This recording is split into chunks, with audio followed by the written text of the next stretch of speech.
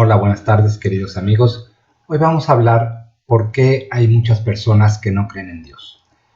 Y cuando me refiero a muchas personas, me refiero en el mundo académico, en el mundo de la ciencia, en las universidades. Y es que cuando pensamos en el origen de todo lo que existe, cuando pensamos en por qué estamos en el mundo, cuando pensamos cuál es el sentido de la vida, para qué fuimos creados, ¿y quién creó todo lo que creó? Todo lo que vemos a nuestro alrededor. ¿Quién creó el mundo o inclusive quién creó el universo? En el mundo académico mencionar a Dios resulta un poco más que ridículo. Pareciera que uno no puede contemplar estas dos posibilidades, porque cuando preguntamos cuál es el origen de todo lo que hay, existen dos posibilidades. Uno, hay una inteligencia superior que creó todo, a lo que podemos llamar Dios, o en las diferentes religiones recibe distintos nombres. O por otro lado, decir no hay nada que lo creó. Y entonces, cuando hacemos la pregunta, entonces, ¿cómo se creó? Porque es evidente que se creó puesto que existe. La respuesta de las teorías científicas y modernas fue creado por medio del azar. Lo que rige el mundo, lo que rige la vida, lo que rige el universo, lo que rige el devenir del planeta Tierra, es el azar, es resultado de algo aleatorio. Y ahorita vamos a ver, bueno, cuáles son las teorías que plantean esto y de qué manera se va construyendo, pero de entrada tenemos dos posibilidades: pensar que hay una inteligencia superior que creó todo y que dispuso las cosas como son, y entonces hay una intención creadora, hay un porqué, las cosas son como son y hay digamos, hay un diseño inteligente. O por otro lado, pensar que fueron creadas simplemente por el azar, se crearon a sí mismas, se crearon solas, un poco se crearon por accidente. Lo primero que llama la atención es que parece ser que contemplar la posición creacionista, por lo menos en los medios académicos, resulta inaceptable. Es como si hay un profundo divorcio entre estas dos posibilidades, y la teoría creacionista solamente cabe en los templos y en las religiones, y no es como una posibilidad, como una hipótesis abierta para las personas más preparadas, para las personas con un pensamiento científico. Para ellos solamente cabe la teoría del azar. Todo fue creado por medio del azar y por lo tanto no existe una intención creadora y no existe un ser creador como tal.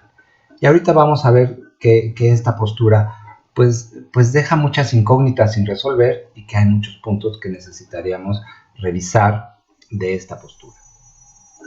Para entender de dónde y cuándo surgió la postura atea, tenemos que entender la historia. Antes del Renacimiento, el mundo estaba regido sobre todo por la religión, que es la que dictaba la verdad y la que tenía la última palabra con respecto al conocimiento. Y entonces se creía lo que decía la Biblia, o en las diferentes religiones lo que decían sus escrituras sagradas. Eso no se cuestionaba y se daba como cierto, sin preguntarnos nada. Por eso se llamaba que era un dogma de fe. Aquí el paradigma que rige a la humanidad en esta época en la que estoy hablando, que es por ahí de la Edad Media, es el paradigma dogmático. Esto quiere decir que la forma de construir conocimiento en esa época, y que se consideraba generalmente válida, era creer lo que decían estos libros sagrados, que existían en todas partes del mundo, que todas las religiones poseían, y apegarnos a esas escrituras sin cuestionarlo, sin hacer preguntas, sin buscar más explicaciones. Por eso el componente de la fe era tan importante. Cuando empieza el Renacimiento, se empiezan a romper esos dogmas. Una de las consecuencias del Renacimiento es precisamente el descubrimiento de América y que Cristóbal Colón se lance a navegar en línea recta, cosa que supuestamente no se podía, porque como la Tierra era plana, entonces no se podía hacer esta navegación, porque supuestamente se caería fuera de la Tierra. Sin embargo, Cristóbal Colón hace la navegación en contra de los supuestos dogmáticos y entonces llega a otro continente que él había pensado que era India y había pensado que había dado la vuelta. Esto derrumba esta postura dogmática y esto evidentemente abre la mente de las personas en donde las personas empiezan a cuestionarse las cosas, a hacerse preguntas, a ya no creerlo ciegamente, sino a comprobarlo, a hacer experimentos, a ir a ver, a buscar, a dudar de lo que se decía. Esto antes no se hacía o no se permitía que se hiciera. Entonces, a partir de este momento empieza toda una revolución en los seres humanos hasta llegar a la época de la Ilustración. Cuando llegamos a la Ilustración, existen los reyes absolutos que tenían el poder político de la sociedad prácticamente en todo el mundo conocido y estaban aliados con la iglesia. Era la iglesia la que les otorgaba la legitimidad a su poder por algo que se llama el designio divino.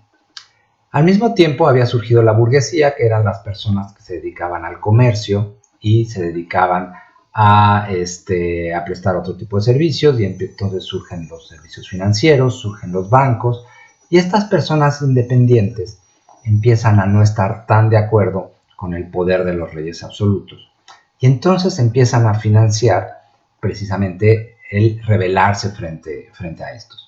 Existe un conjunto de teóricos que empiezan a cuestionar la legitimidad del rey por el designio divino y empiezan a plantear que la legitimidad del gobernante debería estar sustentada en algo diferente, en algo más racional, y entonces surge la idea de democracia, es decir, es que el poder público recae en el grueso de la sociedad, en el grueso de la gente. Este grupo de personas, que es la burguesía, que tenían el poder económico, pero no tenían el poder político, empiezan a apoyar a estas teorías hasta que finalmente generan una revolución en donde derrocan a los reyes absolutos e instauran en una buena parte del mundo esto que conocemos hoy en día y este tipo de gobierno que existe en todos lados, que es la democracia. La democracia evidentemente está sustentada en una racionalidad y se aleja de toda argumentación que tenga que ver con Dios. Entonces, a partir de la revolución industrial, hay como una independencia del pensamiento, en donde queremos salir de nuestras creencias dogmáticas, queremos dejar de ser esas personas que creían todo lo que les decían para volvernos científicos. Y entonces surge el método científico, que es esta nueva forma de crear conocimiento, que además es opuesta a la anterior. Y entonces el método científico, desde una vocación natural, empieza a prescindir de la explicación de Dios para todas las cosas. Y viene esta frase muy interesante que surge justo en el corazón de la era moderna, en 1900, cuando Nietzsche dice: Dios ha muerto y nosotros lo hemos matado.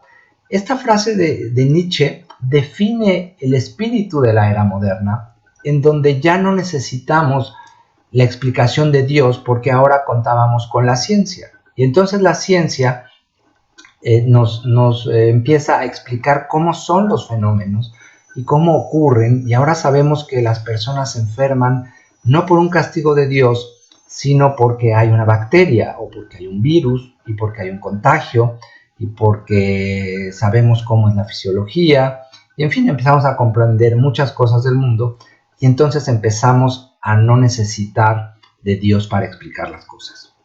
Entre estas explicaciones surgen tres grandes teorías que favorecen mucho este modelo, y son importantes porque tocan los temas centrales del conocimiento, y estas tres teorías fortalecían más el no necesitar la explicación de Dios y poder plantear el origen de las cosas en una forma independiente.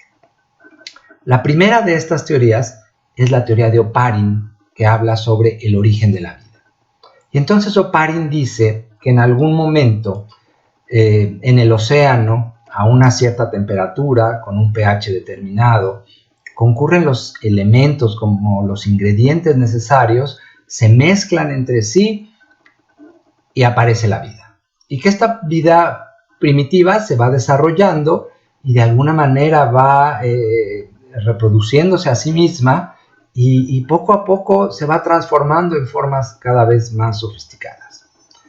La segunda teoría, que es un pilar de la era moderna y de este ateísmo que observamos en el mundo científico es la teoría de Darwin, que dice que las especies han evolucionado y que las especies, en vez de haber sido creadas, como diría el modelo creacionista, que estas especies fueron transformándose aleatoriamente en formas distintas y que aquellas formas que eran más adaptables al medio ambiente son las que iban sobreviviendo y aquellas formas que eran menos adaptables al medio ambiente se iban extinguiendo.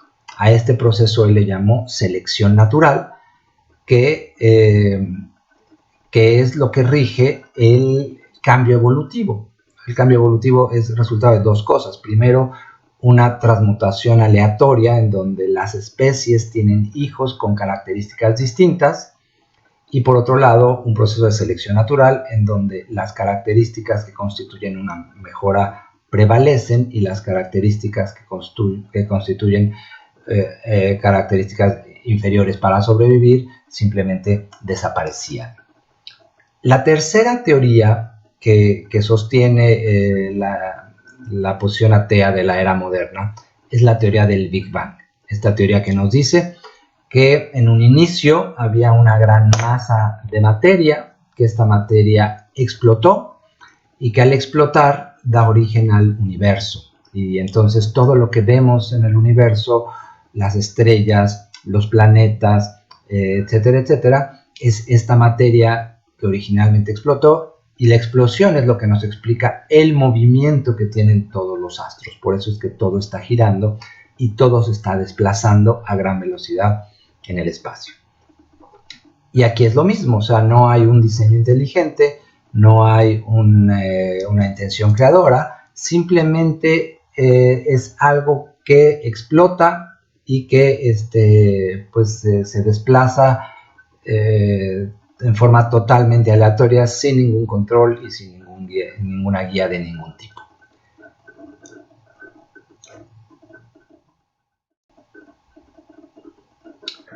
Estas tres teorías son las que nos han enseñado en la escuela, son las que los alumnos deben memorizar y aprender desde siempre. Y bueno, se considera que estas son las explicaciones serias, formales, más recientes, que vienen a desplazar la creencia de que Dios había creado el mundo o el universo.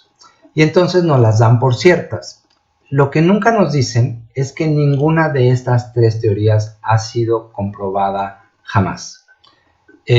Por lo menos la teoría de Darwin y la teoría de Oparin tienen más de 100 años y no se han podido demostrar, y en 100 años no se han encontrado los elementos que pudieran confirmarlas. Siguen siendo hipótesis que no se confirman, pero no solamente eso, son hipótesis que cada vez se alejan más de la posibilidad de ser confirmadas, porque el avance de la ciencia más bien nos lanza en la dirección opuesta.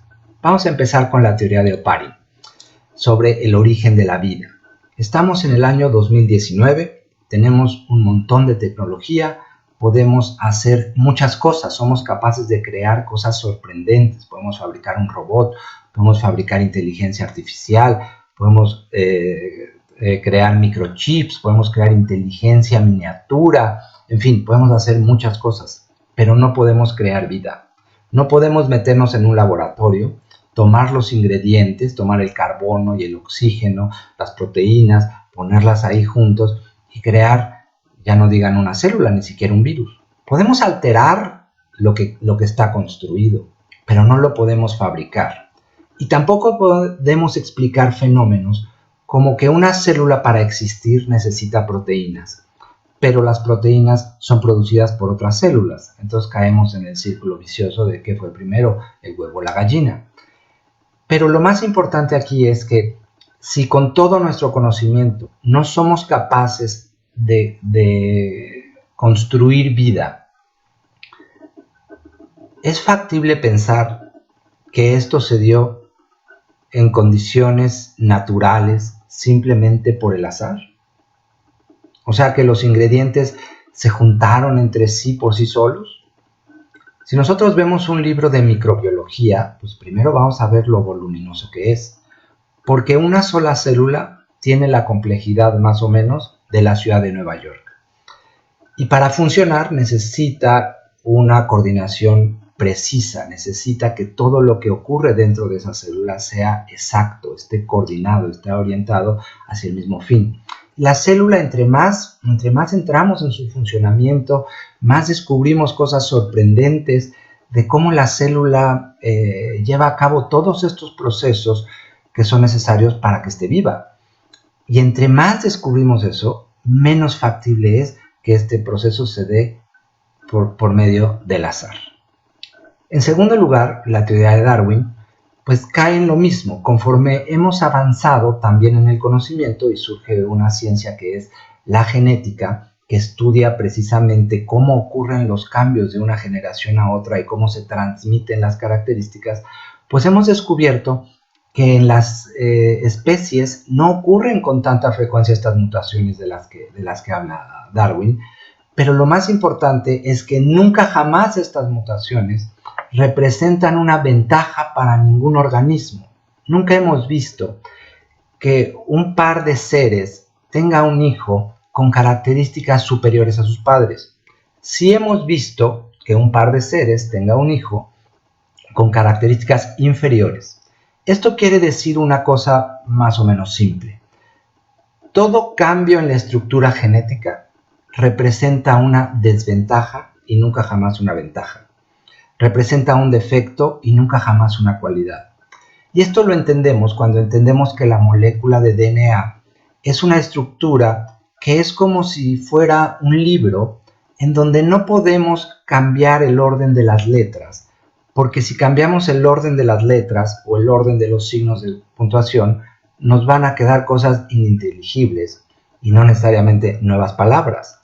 Y que además, que ningún organismo que no posea una característica la puede adquirir de la nada. Es como nunca hemos visto que un mamífero de repente le salgan alas, porque además las alas son una estructura profundamente compleja. Y no nada más es un cambio, sino es cientos o tal vez cientos de miles de cambios para que se genere esa nueva estructura. Y esos cientos de miles de cambios no podrían llevarse a cabo de poquito en poquito, porque entonces esos organismos intermedios que tienen alas a medias, pues no podrían sobrevivir. O tienen las alas que les proporcionan una ventaja, o no las tienen. Pero tenerlas a medias implicaría necesariamente una desventaja. Pero además, que es otro elemento, es que nunca hemos encontrado los fósiles de los organismos intermedios en donde se supone que se daría la evolución. ¿Dónde están, o cuántos pasos se necesita para que un pez se convierta en reptil?